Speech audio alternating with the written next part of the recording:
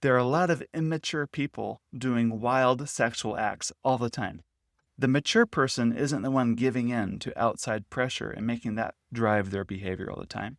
It's someone who, from love, from kindness, from courage, is the one that's going to make the right choices because it's coming from something inside.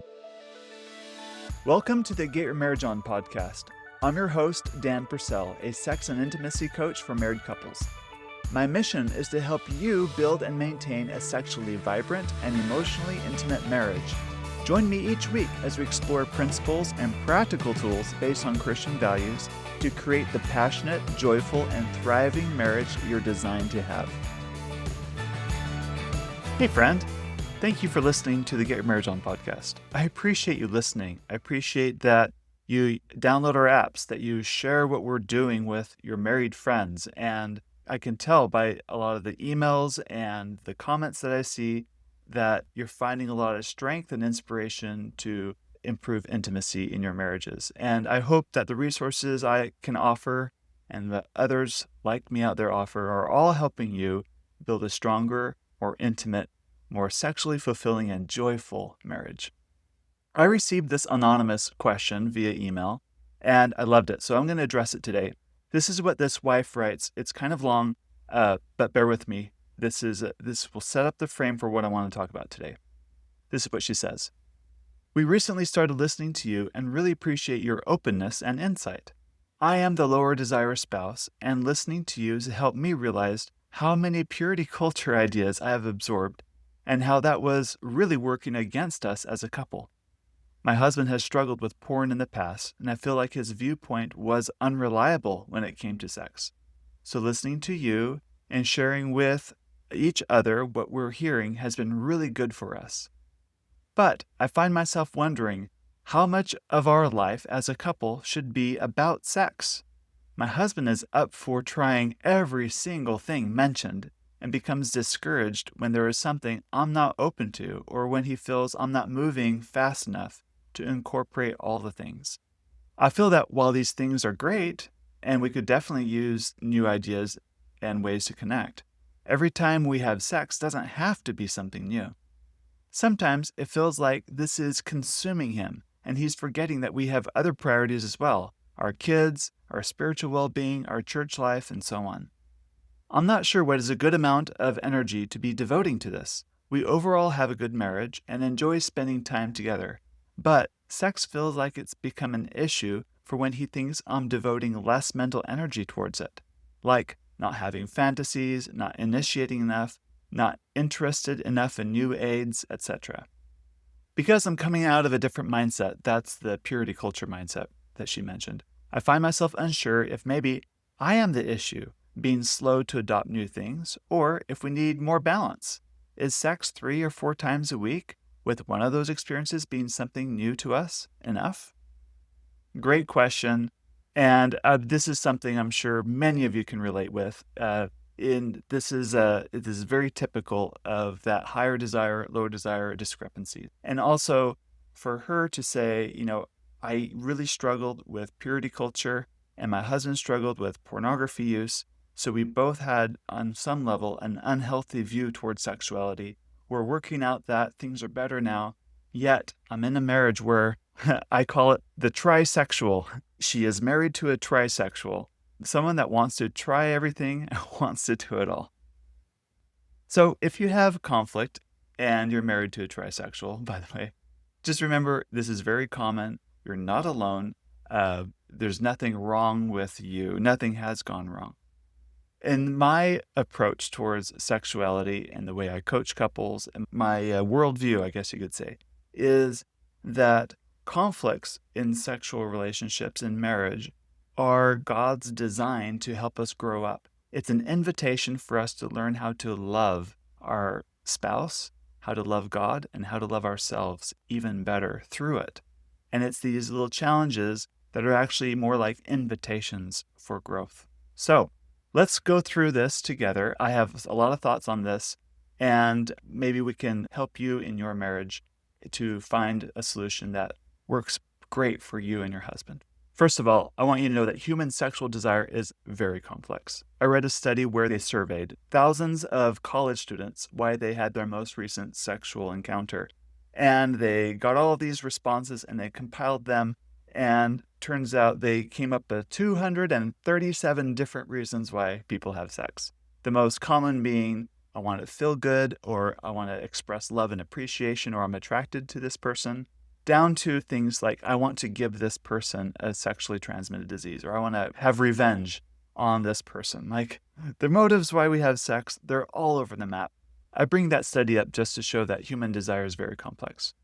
But on top of all that, you're not some college-age student, right? You're in a long-term committed relationship, and maintaining healthy sexual desire over the long haul, it brings with it new kinds of challenges, or another way to look at it, opportunities for growth and opportunities to learn how to love well.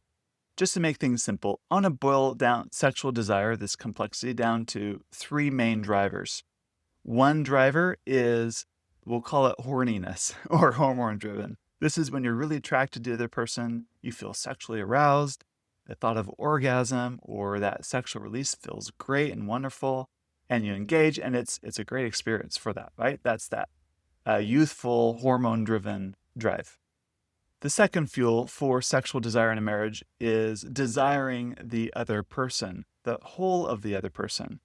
Once my wife said to me, I know you want to have sex with me, but do you want to have sex with me, or do you want to have sex with me?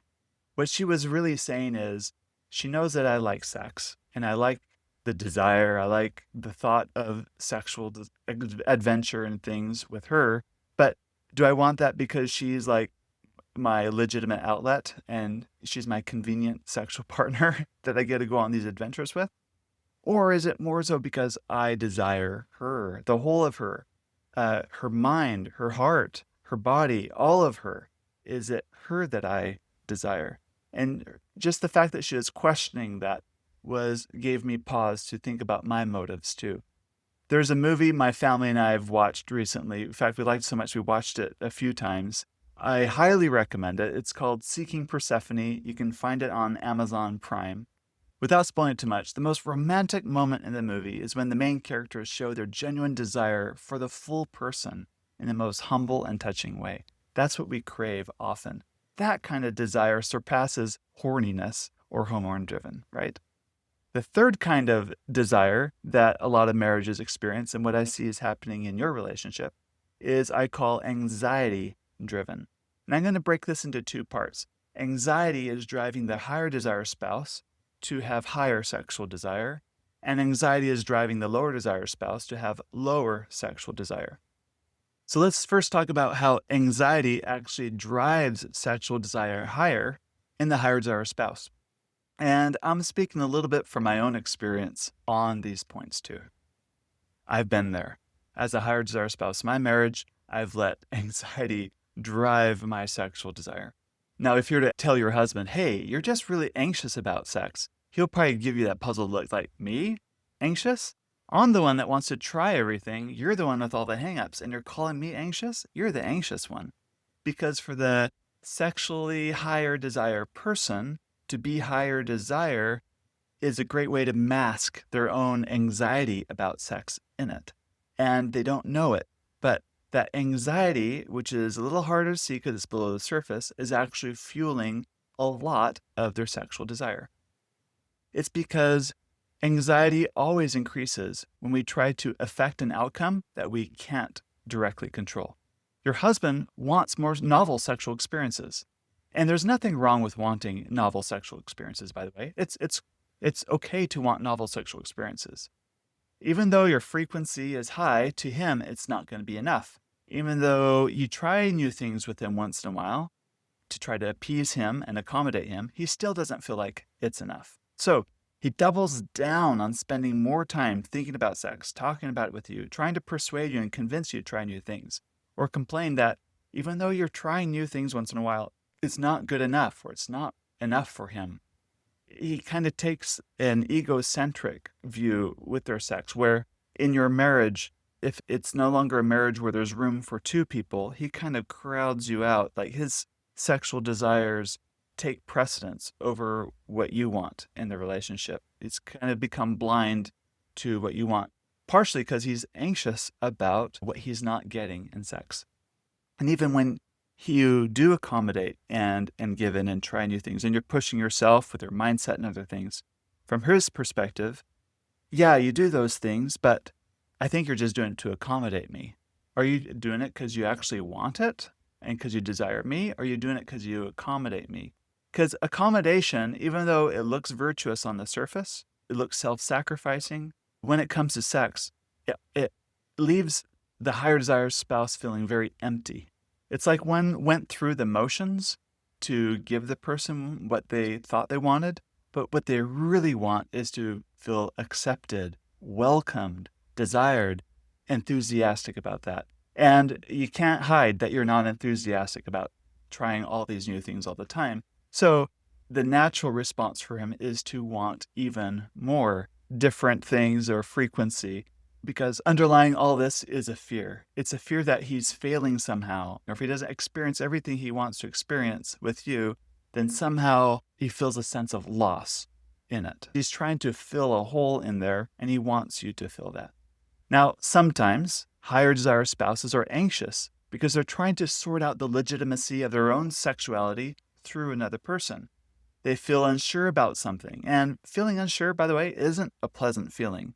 So an easy way to get away from that unpleasant feeling is to push it on someone else who's even more unsure than we are about it, so we don't feel like the foolish one relative to someone else. This is very easy to do with sex, especially if you're the higher desire spouse and you have some anxiety about sex. For example, if I was unsure about, let's say, oral sex, and my wife was too, a strategy I could take is to keep asking for oral sex at the most inopportune times and the most inconvenient locations to almost guarantee a no response. I can then declare that, hey, at least I'm not the one who's anxious about it, right? Although I'm the one that kind of set up the whole scenario, so I'm almost guaranteed a no. It's almost like I'm more interested in not connecting sexually with my spouse, but like proving that I somehow have something figured out that my spouse doesn't, in order for me to get away from the fact that I may not be fully on board with something anyway. Because even at the most opportune time, if she did say yes, I might be nervous about that act too. So I kind of frame things to my advantage and kind of make my spouse look a little foolish as a result. Now, it's a strategy. It's not a great strategy, but a lot of couples do it in one form or another. It's not good because on the surface, you might look stronger as a higher desire spouse doing that, but what you're really doing is exploiting a weakness in the other to temporarily look like the stronger one in the couple. Sometimes it's actually ego that artificially inflates sexual desire. It's about wanting to be on top. It's about wanting to be ahead or to look like they're the more sexually evolved one, the one that's, overcome the challenges of purity culture and you don't. Therefore, I'm the more sexually superior one. Now, I'm guilty of this in my own marriage in the past, and this is something I had to really wrap my mind around. And here's the irony of it. As long as I framed the relationship such that I was the more sexually advanced, the more open-minded one, the more untainted by purity culture or whatever the story it is, it gave me a sense of self. Now, it was ego-driven, and it was counterproductive because as a higher desire spouse, in order for you to feel good in that way, you need to complain that your spouse isn't getting you the sex that you want. And then, when your wife actually surprises you and does what you ask, you can't be content in it. Because if you're content in it, the whole framing of you being on top or ahead is threatened. So you go out and find something else to, take things up a notch. So you'll always be on top. In other words, you set up a marriage as a higher desire spouse where your spouse will never be good enough because your ego is tied up in the sense that you're ahead or you're the more evolved one all the time. I've felt this in my own marriage. A story about this is years ago, I wanted to go on this getaway with my wife. It was a marriage retreat hosted by someone else we both admire and follow. And I've asked my wife in the past, and she said, no, I don't want to go to that. I don't want to go to that. I don't want to go to that. And so her no, I used as justification for why I know what's good for the marriage. I know what's good for our sex life, and she doesn't, because she's unwilling to push herself. She's unwilling to learn. She's unwilling to do those things. At least that was the stories I was telling myself, right? So can you imagine my shock when one year, a few years ago, I brought it up again, fully expecting a no, and my wife said, yeah, I'd be open to that. I think we should go to that retreat. And all of a sudden, my desire to go to that retreat evaporated. I didn't want to go anymore. Well, in the moment, I didn't want to go anymore. And it was a surprise to me because as I reflected on it, it wasn't so much that I wanted to go to the retreat. It was that I wanted to go and my wife to say no, because it fueled this story that I liked, that I was a more sexually evolved one in the marriage. So the moment she said yes, it was a threat, right? All of a sudden, I didn't want to go anymore. Now, of course, I repented. We actually went, and we had an absolutely wonderful time, and the instruction was top-notch, and it was really good for our marriage. But that was a moment when I realized I have a lot of ego wrapped up in my idea that I am the trisexual in my marriage, so to speak. So all this to say that just because you're the higher desire spouse doesn't mean you're not anxious. In fact, because you're anxious might mean you're the higher desire spouse. I've known many men that have really worked through and wrestled with their sexual nature, their sexuality, accepting it, and coming to a lot of peace. And a lot of that anxiety they used to have about their sexuality is gone. And they find themselves in a new, strange position where they don't have as much sexual desire as they used to have. Now, it's not a bad thing. It's just that they realized their sexual desire in the past was artificially inflated by their anxiety. All right, so that's enough about the higher desire spouse. And now let's talk about how anxiety affects the lower desire spouse to want sex less, right? It's the opposite side of that same coin. It's probably no surprise that if you feel anxious about sex as a lower desire spouse, it makes you want it even less. It artificially lowers your desire to have sex. And in a marriage, this is a lot more overt. It's a lot easier to see this half. First of all, if for the lower desire spouse, being anxious about sex or your sexuality, it puts you in a position where it's easy to avoid it. Like if I was anxious about, public speaking, which I am, it's easy for me to avoid situations where I would be giving a public speech, right? So if we're anxious about certain things, we tend to avoid them. So if you're anxious about sex, you're not going to be enthusiastic about jumping in bed all the time. Now, in this dynamic, there's a performance anxiety and a fear of displeasing one's spouse. And I read it in your question because you feel like you're accommodating, you feel like you've come a long way, you don't want to disappoint your spouse, but you always wonder, like, how much is enough? How much more do I need to give him in order for him to feel happy?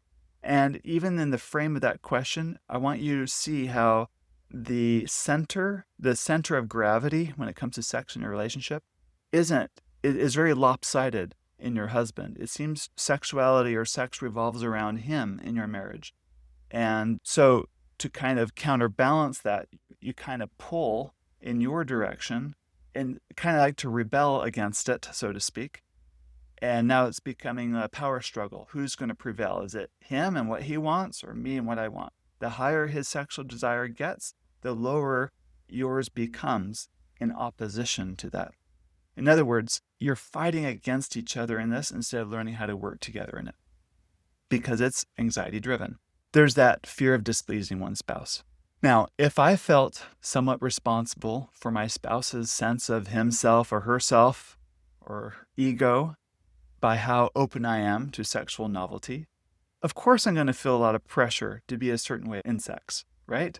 For example, if I was kind-hearted like I assume you are, and I really like my husband and we have a good marriage, yet his sense of himself is, his ego is tied up to sexual novelty and these experiences.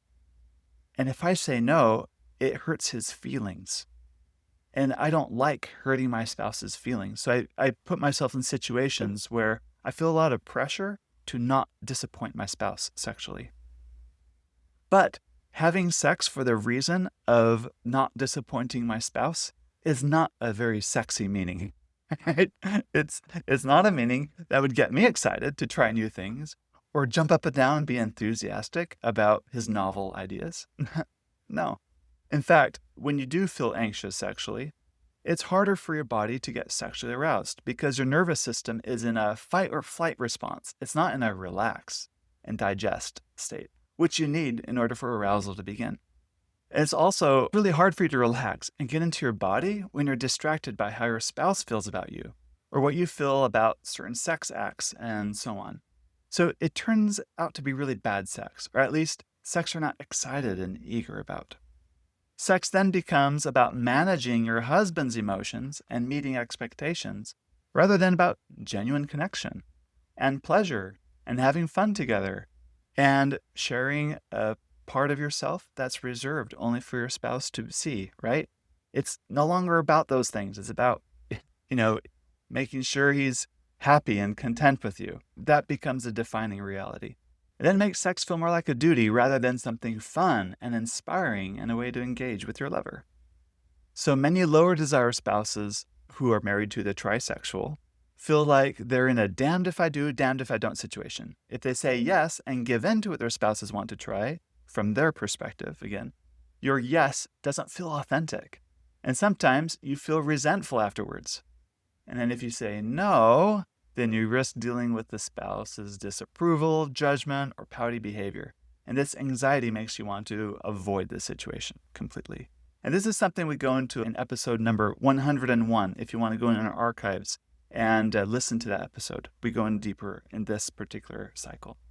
Now, for the record, research has shown over and over again that generally speaking, women are just as much, if not more so, sexual than men. So I believe fundamentally men and women have equal footing, equal standing when it comes to their sexuality and the validity of their sexuality. One famous study connected a vaginal photoplasmograph. That's a probe used a lot in sexual research to measure physiological sexual arousal. And they put this probe in heterosexual female test subjects. And they also gave them a clicker in their hand. And they're going to show them some images on a screen. And they said, okay, what I want you to do is when you feel aroused, click the button. If you don't feel aroused, don't click the button. So they go through a slideshow of images. So again, they're measuring what their body says is arousing, and the person is clicking what they say they think is arousing. And so they show them a whole bunch of images like, children playing, an old couple walking through the park holding hands, waterfalls, mountain scenes, and even more explicit sexual imagery, right? Naked men, naked women, sexual scenes. What they found in women's bodies compared to men who did the same kind of a study is that women's bodies found a lot more variety of contexts and images to be sexually arousing. In other words, compared to men, the bell curve of what their body says is sexually arousing is much wider. However, when it came to measuring clicks with a clicker, their women's bell curve was a lot narrower compared to men's. I interpret this finding to mean that women are just as capable of sexual desire as men are. It's just that they're pickier about who or what or how they go about, inviting someone else into that erotic part of themselves. Probably for a good reason. In other words, I bet you, my dear listener, that you can trust that you're just as capable sexually, if not more, than your husband, and that you're good enough and can be as equal in some ways. And you just probably are exercising good judgment that maybe these particular sex acts aren't the kind of erotic fuel that are meanings for me that get me excited in marriage. All right. So far, we've covered a lot of ground. We talked about different forms of desire. We did a deep dive on how anxiety artificially inflates higher sexual desire in the higher desire spouse, and how anxiety artificially deflates sexual desire in the lower desire spouse. Now I want to talk about what to do about it, how to go about navigating this in your relationship. So I say this often on my podcast. It's this idea, this frame that I call calm the heck down. Think about it this way. In a room of people, who has the most power? Who's the most powerful person? It's the calmest person in the room. What I want you to do in your relationship is see if you can be the most calm person when it comes to sexual tension in your relationship. And what that means is, first, you want to bring your thinking online. This might mean deep breathing. This might be going for a walk, whatever it might be, doing things that kind of get you into a calmer state so you can really bring your deeper self, your higher self, that thinking part of your brain online. What you want to do is separate out what you think versus what your spouse thinks. And that's vital because in long-term relationships, especially like this one, where we end and where our spouse begins often gets muddled. And we wrap a lot of who we are into what our spouse thinks we are, thinks we should be. And this is explained in your question, right? Because in your question, a lot of it is framed relative to what your husband thinks. Now, of course, what your husband thinks absolutely matters, and you take that into account. But what you don't want to do is give up your own thinking about what you think, because that is just as valid also. You need to hold that too. So it's a skill to learn how to separate what you think versus what your spouse thinks, so you can make a better, clearer judgment there. Another thing you need to do is separate where you find yourself when you're in reaction to your spouse's emotional state versus acting from a more principled place. What I mean by that is, if your spouse is pouty or upset or complaining that you're not sexual enough or he wants to try all these things and you're not open to that, and you find yourself in a place where you're kind of in response to that, you're behaving in an outside-in approach. Whereas you can listen to his concerns and they might be valid and they actually might be true, and you can actually think it through and decide what you think is right for you and what it means for you, taking everything in consideration, but being a chooser in it. Like, okay, this is what I decide to do in light of this. That's an inside out approach. And here's some more principles that I think can guide you. By the way, Eros energy, which is also something I talk a lot about on this podcast. It's that life-giving, vital energy that fuels your marriage with optimism and joy. That Eros energy. It shows up when you're living at the edge of your development. In other words, anytime you push yourself, even just a little bit, to step outside your comfort zone because it's the right thing to do, you'll find this abundant, life-giving energy in your life. By the way, this always comes from living your higher self, the best in you, letting that lead the way in your life.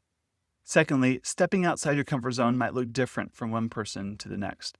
And I'm not saying you should try every sexual thing your husband wants. That's not it. What I'm trying to say is sometimes that is the thing that is the right thing to do, because you courageously get to the bottom of what your struggles are or hang-ups around a particular sex act, and you're going to try it. But for others, the more courageous act actually might be to say no and don't give in to the pressure just to appease or accommodate your spouse, because you don't want to be the kind of wife that resents her husband. And that takes more courage. So it's not about the sex act. It's about what you do. Now, a lot of people mistake the idea that having a more broad interest in sexual novelty equals being more mature.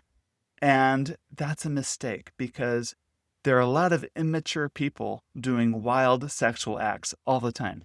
The mature person isn't the one giving in to outside pressure and making that drive their behavior all the time.